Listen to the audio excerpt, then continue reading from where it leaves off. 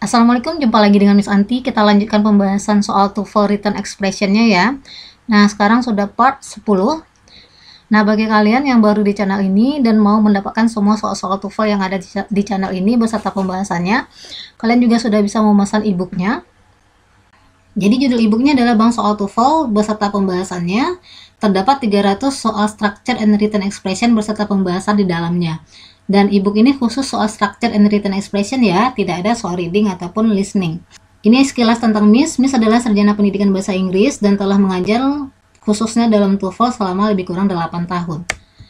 Nah, ini adalah konten dari e-book ini atau daftar isi dari e-book ini. Ada subject verb agreement, ada soal beserta pembahasannya, parallel structure, ada soal beserta pembahasannya, kemudian ada causative verb. Kemudian untuk written expression-nya ada 16 bagian ya. Ada 16 bagian di sini dan adik-adik juga akan diberikan kunci jawaban di bagian akhir. Bagaimana dengan bentuk e-booknya? Nah, contoh e-booknya seperti ini. Ini adalah halaman 1, soal-soal tentang subject verb agreement. Bagi adik-adik yang mau menonton video pembahasan tentang subject verb agreement ini, adik-adik itu sudah disediakan linknya, jadi tinggal diklik atau dikopikan di beranda YouTube-nya. Kalau tidak mau melihat videonya, adik-adik juga sudah diberikan pembahasan dari soal-soal tentang subject verb agreement. Jadi ada dua pilihan, bisa lihat video atau bisa langsung membaca pembahasan yang ada di e-book ini. Ini contoh untuk soal strukturnya. Nah, di bagian akhir itu ada kunci jawaban. Nah, cara pesan e-booknya sangat gampang. Adik-adik cukup menghubungi nomor ini dan harganya 30.000 saja. Oke, sekarang kita bahas soal ini, dan bagi adik-adik yang baru di channel ini, disarankan untuk melihat video lainnya untuk written expression, khususnya untuk 6, 7, 8, 9 ya. Jadi di bagian ini sudah ada materi TOEFL yang Miss bahas beserta contoh-contoh soal TOEFL-nya. Nah, untuk kali ini kita akan langsung saja membahas soal ini tanpa harus membahas materinya lagi. Kita akan aplikasikan cara cepatnya. Oke, lihat nomor 1, hearing impairment, other their communicate. Lihat yang A, ada hearing impairment.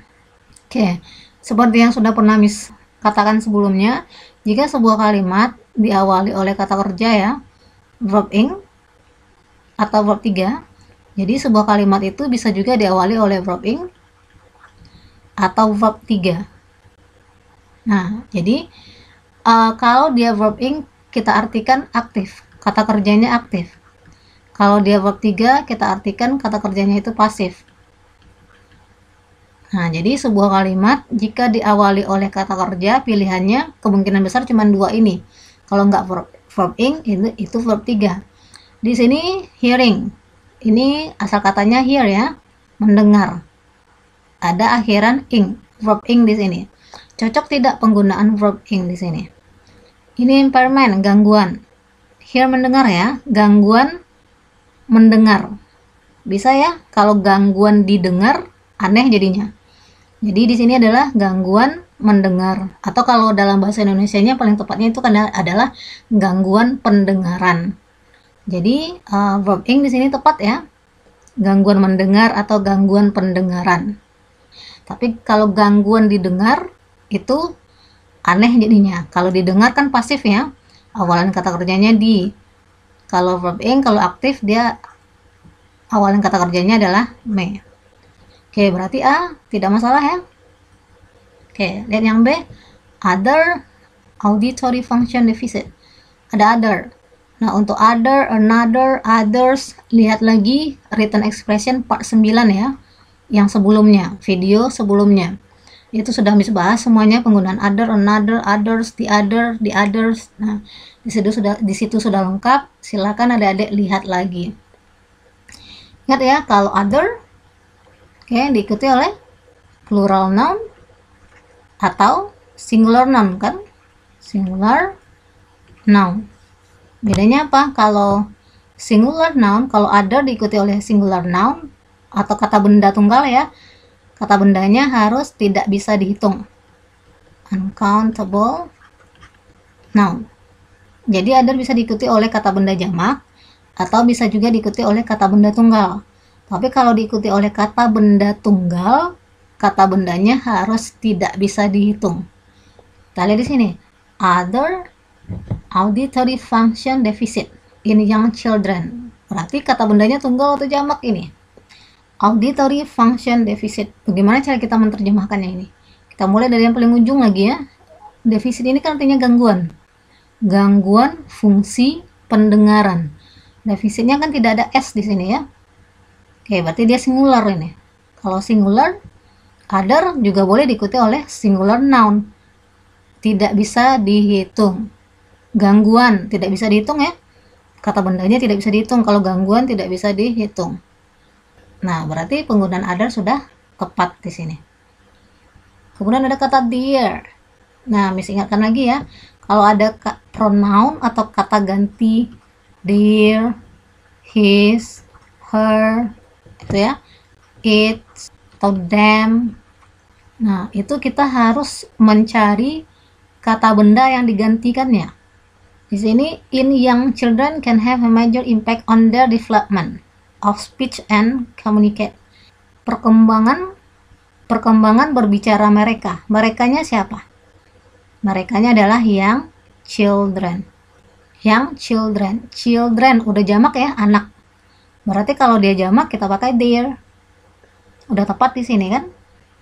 Kalau dia tunggal kita pakai his atau her. His untuk menggantikan kata benda tunggal untuk laki-laki. Kalau her menggantikan kata benda tunggal untuk perempuan. Karena ini children, jamak anak-anak artinya kita pakai their. Maka ini sudah benar. Yang salah di sini adalah berarti tinggal D. Gimana salahnya? Di sini ada N. Ingat ya, kata sebelum N dan sesudah N itu setara, harus setara. Jika sebelumnya kata benda, setelahnya juga harus kata benda. Jika sebelumnya kata kerja, setelah N ini juga harus kata kerja. Ini speech. Nah, speech ini adalah kata benda. Nah, kalian memang harus menambah referensi kosakata ya, gitu. Speech kan di sini artinya tadi kan berpengaruh terhadap perkembangan berbicara mereka gitu. Nah, speech ini sini noun. Kalau dia kata kerja berarti kan kata bahasa Inggrisnya adalah talk. Nah, speech ini adalah noun ya. Kalau kata kerjanya adalah talk. Nah, berarti kalau di sini noun, berarti di sini juga harus noun. Communicate itu berkomunikasi, ini kata kerja. Maka untuk opsi D harus kita jadikan dia kata benda. Caranya gimana? Tambahkan akhiran ion. Jadinya adalah communication. Tambahkan akhiran ion di belakangnya untuk menjadikan dia kata benda. Nah, untuk agar kalian lebih paham ya kenapa jawabannya D, bagi kalian yang baru di channel ini, silakan lihat lagi video Miss tentang noun phrase. Nah, di situ sudah Miss jelaskan semuanya. Silakan dilihat lagi ya. Oke, kita lanjut nomor 2. Ada the planets which were easily in the early 17th century. In the early, tidak ada masalah ya penggunaan the. Ini ada the di sini ya, nggak ada masalah di sini the-nya ya. Ini kan pada awal abad ke-17. Ini bilangan bertingkat ya, ada th-nya di sini.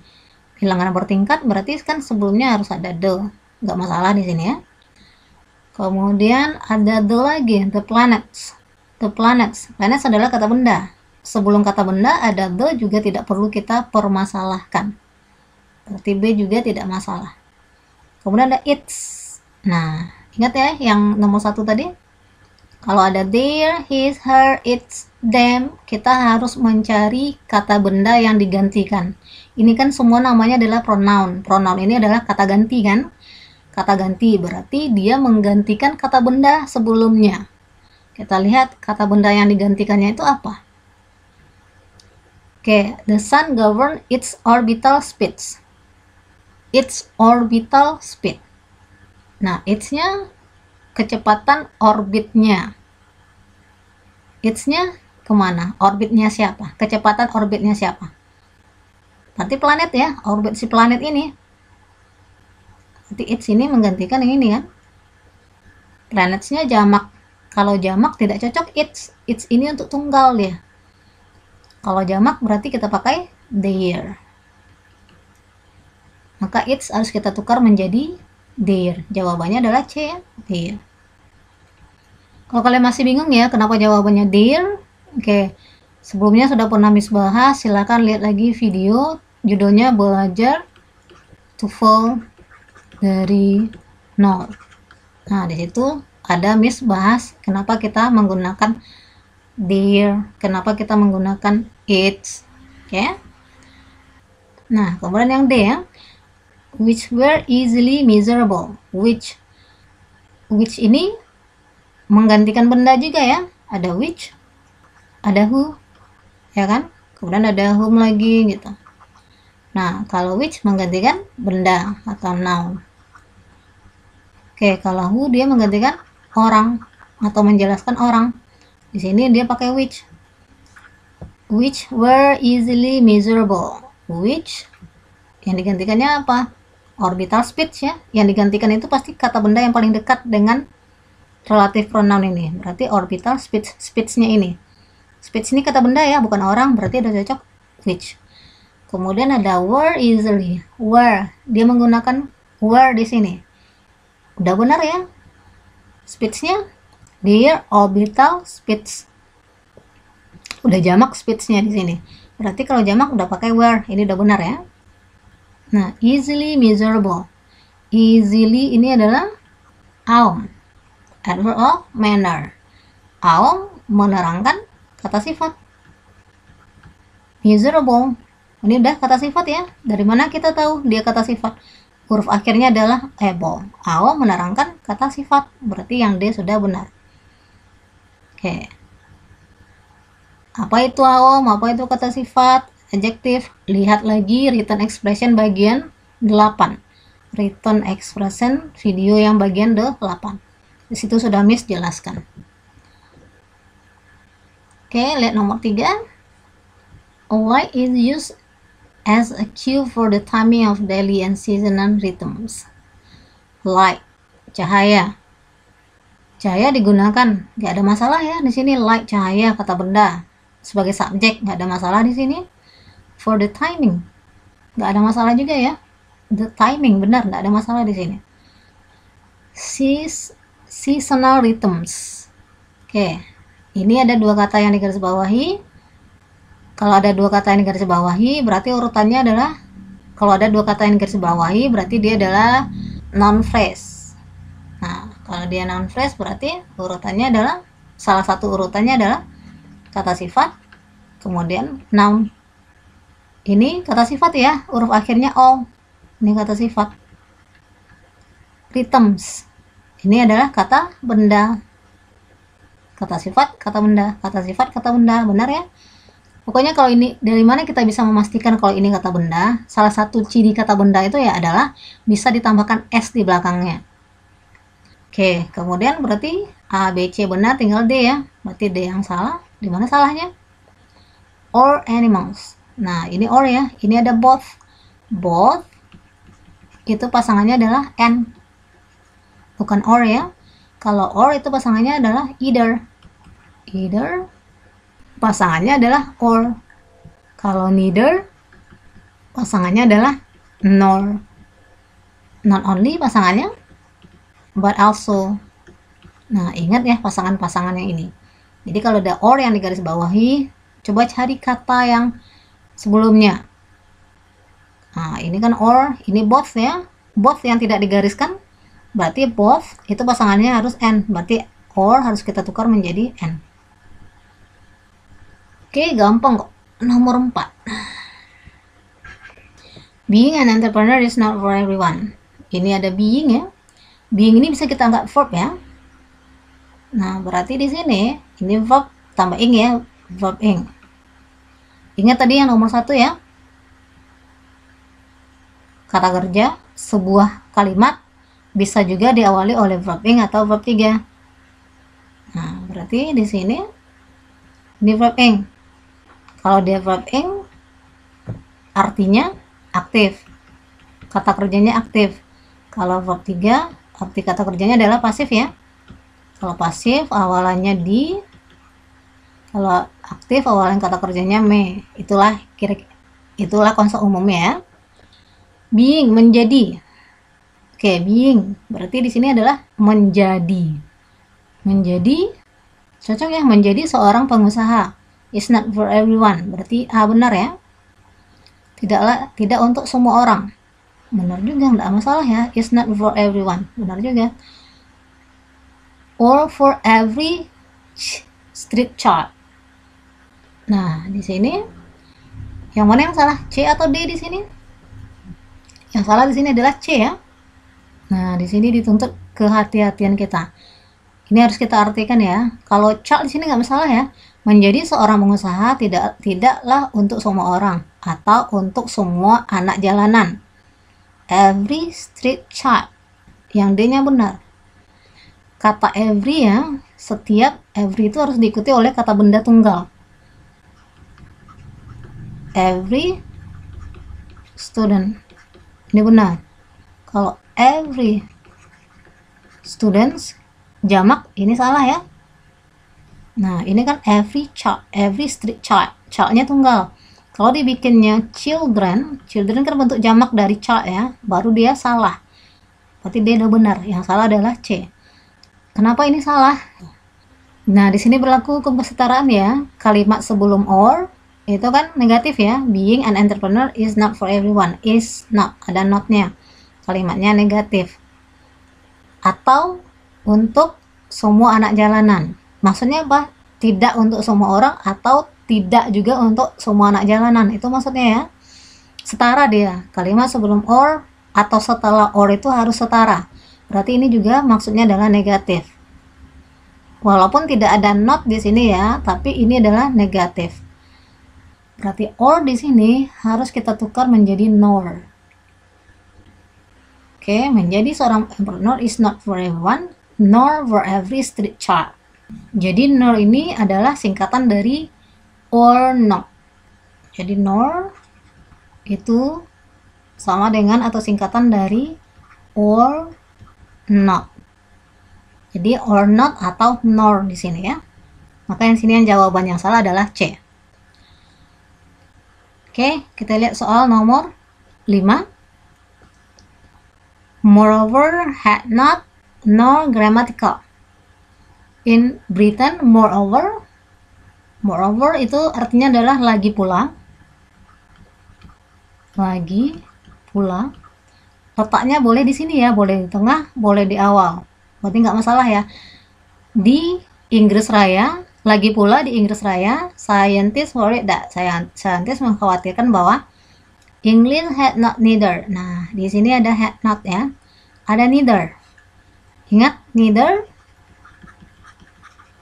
adalah singkatan dari not either. Not either ini kalau disingkat menjadi neither. Neither-nya di sini tidak digaris ya. Yang digaris adalah had not.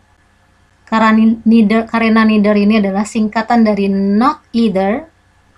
Not either ya. Not either. Maka penggunaan not di sini tidak diperlukan lagi. Pemborosan kata dia. Maka yang salah di sini udah pasti B. Nah.